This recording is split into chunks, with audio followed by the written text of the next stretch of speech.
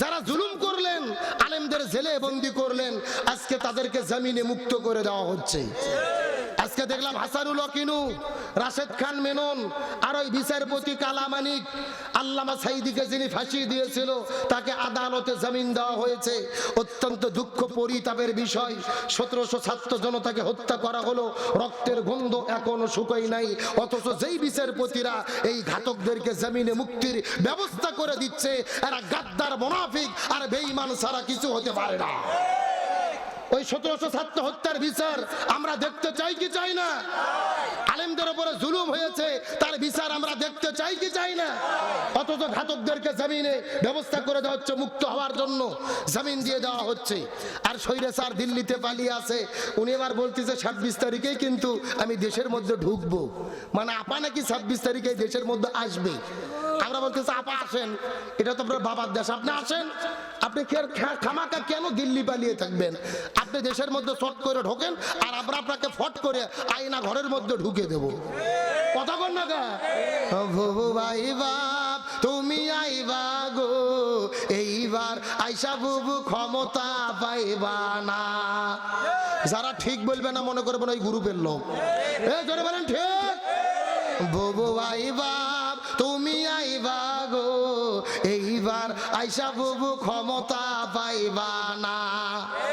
খোঁজ নেই বুবু কাদের কাকার, অবস্থা খারাপ দরবেশ বাবার, হারুন আঙ্কেল এখন সামনে আসে না। নেতা কর্মী সব জেলের ভেতর, বুবু আছে ডরের উপর, কখন জানি আসে গ্রেফতারি পরোয়ানা। বুবু ভাই বাপ তুমি আইবা গো, এইবার আইসা বুবু সিয়ার পাইবা না। কথা বলেন ঠিক কিনা? কোরআন বলেছেন কুতিবা আলাইকুমুল কিসাস, জীবনের পরিবর্তে জীবন, হাতের পরিবর্তে হাত, পায়ের পরিবর্তে পা, চোখের পরিবর্তে চোখ। এই আয়াতের ডিজিটাল ব্যাখ্যা ফাঁসির দড়ির পরিবর্তে ফাঁসির দড়ি। ওই বিচারপতি কালামানিক আল্লামা সাইদিকে ফাঁসি দিয়েছিল, উনি ভারতে পালিয়ে যাওয়ার সময় ধরা পড়ছে, কলার গাছত ময়নাক শুয়ে রাখছিল, আপনারা দেখছেন না? প্রধান বিচারপতি ছিল, আর কলার গাছত যেরকম ছোট বাচ্চা খাদনা করে শুয়ে রাখে ওই রকম ময়নাক শুয়ে রাখছিল। তার মানে বোঝা যায় আল্লাহ বলে বাড়া ভালো, বেশি বাড়া ভালো না। জুলুম যেখানে বেড়ে যায়, জালেমের পতন কে ঘটায়া দেয়? আর মাজলুমদের পক্ষে কে থাকে? তাহলে 3 জন যুবক মিলে চিন্তা করলেন, এই গুহার ভেতর আমরা আটকে গেছি, একজন মাত্র রক্ষা করতে পারে। চিৎকার করে বলেন তিনি কে? আমার বন্ধুগণ, মুসলমান ভাইরা গভীর মনোযোগ লক্ষ্য করুন। এই 3 জন যুবক মিলে মনে মনে চিন্তা করলেন, আল্লাহ তো আমাদেরকে রক্ষা করতে পারে, কিন্তু এমনি এমনি তো রক্ষা পাওয়া যাবে না। আমরা আল্লাহর কাছে দোয়া করব, কিন্তু শুধু দোয়া করলে হবে না। আমরা আমাদের জীবনের ভেতরে একমাত্র আল্লাহর সন্তুষ্টির জন্য যে কাজগুলো করেছিলাম, এই কাজের ওসিলা দিয়ে আল্লাহর কাছে আমরা দোয়া করতে চাই। এই চিন্তার সিদ্ধান্ত নেওয়ার পরে 3 জন যুবক মিলে আল্লাহর কাছে যখন হাত তুলে ফেললেন, প্রথম নম্বর যুবক আল্লাহর কাছে দোয়া করে বলে, আল্লাহ আমি আমার জীবনের ভেতরে তেমন কোনো ভালো কাজ করতে পারি নাই, কিন্তু আমাদের বাড়ির ভেতরে একটা কিষেন ছিল, একটা শ্রমিক ছিল, ওই লোকটা আমার বাড়িতে কাজ করত। কয়েক মাস ধরে কাজ করার পরে হঠাৎ করে লক্ষ্য করে দেখি এই লোকটাকে আর আমি খুঁজে পাই না, কিন্তু লোকটা আমার কাছে টাকা পাইতো, কাজের বিনিময়ে পারিশ্রমিক পাইতো। ওই টাকাগুলোকে একত্রিত করার পরে আমি কিছু ভেড়া কিনলাম, কিছু ছাগল কিনলাম। ওই ছাগল আর ভেড়াগুলো বড় হতে হতে হতে যখন তাদের বয়স হয়ে গেল, সেখান থেকে বাচ্চা হলো, তারা বড় হলো, আবার তারা বাচ্চা দিল। এইরকম কয়েক বছর পরে ছাগল আর ভেড়ার বিশাল একটা পাল তৈরি হয়ে গেল, বিশাল একটা দল তৈরি হয়ে গেল। কয়েক বছর পরে কিষান আমার বাড়ির মধ্যে ফিরে এসেছে, এসে ডাক দিয়ে বলে, মালিক আমি কয়েক বছর আগে আপনার বাড়ির মধ্যে কাজ করেছিলাম, আমি কিছু টাকা পাইতাম, দয়া করে দিলে উপকার হতো। এই সময় যুবক ডাকতে বলে, এ কিষান, আমার বাড়িতে কাজ করার পরে তুমি কোথায় হারিয়ে গিয়েছিলে? আমি দীর্ঘক্ষণ ধরে তোমাকে খোঁজাখুঁজি করেছি, কিন্তু না পাওয়ার কারণে তোমার টাকা দিয়ে কিছু ভেড়া কিনেছিলাম, কিছু ছাগল কিনেছিলাম। এই ছাগল ভেড়াগুলো বড় হতে হতে আর বাচ্চা দিতে দিতে বিশাল একটা পালে পরিণত হয়ে গেছে। এই যে হাজার হাজার ভেড়া আর মোষ আর দুম্বা দেখতেছো, ছাগল দেখতেছো, এগুলো সবগুলো মালিক হলে তুমি, এই সবগুলো আমি তোমাকে দিয়ে দিলাম। এই কথা বলার পরে শ্রমিককে সবগুলো দিয়ে দেওয়ার পরে ওই লোকটা আল্লাহর কাছে ফরিয়াদ করে বলেন, আল্লাহ, এই কাজ আমি করেছিলাম একমাত্র তোমার সন্তুষ্টির জন্য। আল্লাহ, এই কাজটা যদি তোমার কাছে পছন্দ হয়ে থাকে, আল্লাহ তোমার কাছে ভিক্ষা চাই রে আল্লাহ। এই কঠিন বিপদের ভেতরে এই গুহার মধ্যে থেকে তুমি আল্লাহ আমাদেরকে রক্ষা করো। হাদিসের মধ্যে নবী বর্ণনা করে বলে, ওই লোকটা যখন দোয়া করেছে, দোয়া করার সাথে সাথে আল্লাহ গুহার মুখ থেকে ওই পাথরটা এক বিঘ পরিমাণ আল্লাহ তাআলা সরাইয়া দিয়েছে। বলেন না সুবহানাল্লাহ। তার মানে ওই যুবকটা শ্রমিকের অধিকার প্রতিষ্ঠা করেছে। জোরে বলেন, কার অধিকার কায়েম করেছে?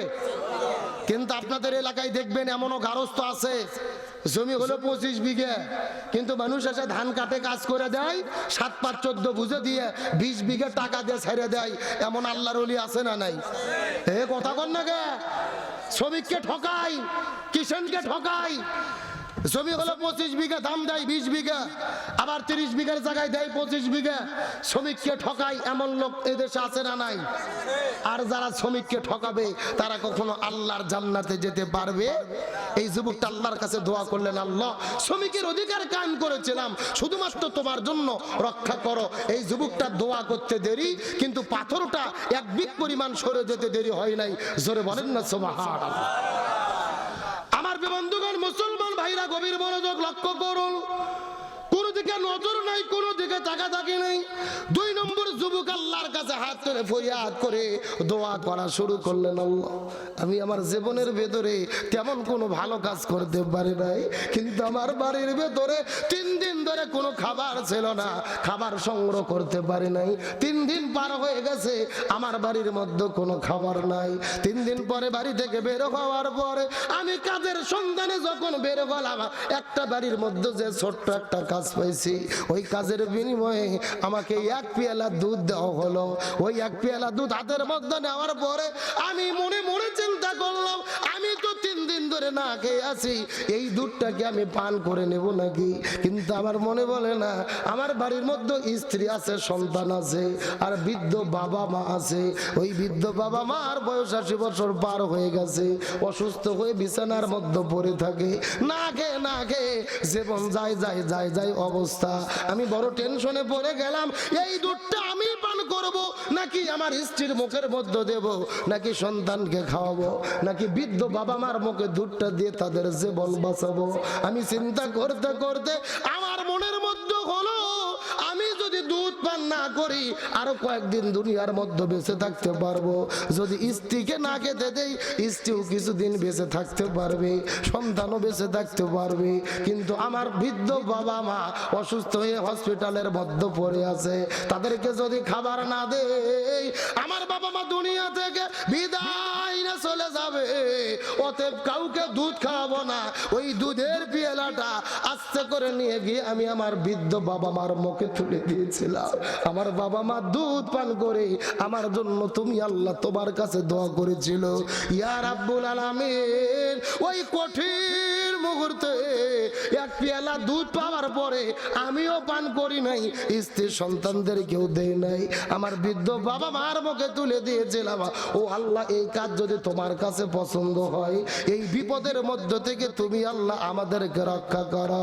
হাদিসের মধ্যে রাসূল বর্ণনা করে বলেন, এই যুবকটা এই কথা বলে যখন দোয়া করেছে, দোয়া করার সাথে সাথে ওই গুহার মুখ থেকে ওই পাথরটা 1 হাত পরিমাণ ওই মুখ থেকে পাথরটা সরে গেছে। লিল্লাহি তাকবীর। কাকে সম্মান করেছেন? গভীর মনোযোগ লক্ষ্য করুন, এই যে 3 দিন আগে আমাদের মধ্য থেকে ঈদ পার হয়ে গেল, তাদের জন্য কিন্তু ঈদের আনন্দ নাই যাদের বাবা মা দুনিয়ার মধ্য থেকে মৃত্যুবরণ করে বিদায় নিয়ে চলে গেছে। দাঁত থাকতে যে এরকম দাঁতের মর্যাদা বোঝা যায় না, বাবা মা বেঁচে থাকতে তাদের শূন্যতাও বোঝা যায় না। ওই বাবা মা বিদায় নিয়ে চলে গেছে, তারাই জানে বাবা মার কি যন্ত্রণা। আজকেই দেখলাম একটা ভিডিওর ভেতরে ওই কুমিল্লা লালমাই থানার মধ্যকার একটা ঘটনা, ছোট্ট একটা মেয়ে যার নাম হলে নাসিয়া, ওই মায়ের কবরের কাছে গিয়ে হাউ মাউ করে করে কান্না করে করে বলে, মা তুমি আল্লাহর কাছে চলে গেলে কিন্তু আমাকে কেন নিয়ে গেলে না? তুমি দুনিয়া থেকে বিদায় নিয়ে চলে গেছো, আমার একটা সৎ মা আছে, আমাকে খাইতে দেয় না রে মা, আমাকে সব সময় ধরে পিটায়, আমাকে আঘাত করে যন্ত্রণা দেয়। ও মা তুমি আমাকে রেখে কেন দুনিয়া থেকে চলে গেলে?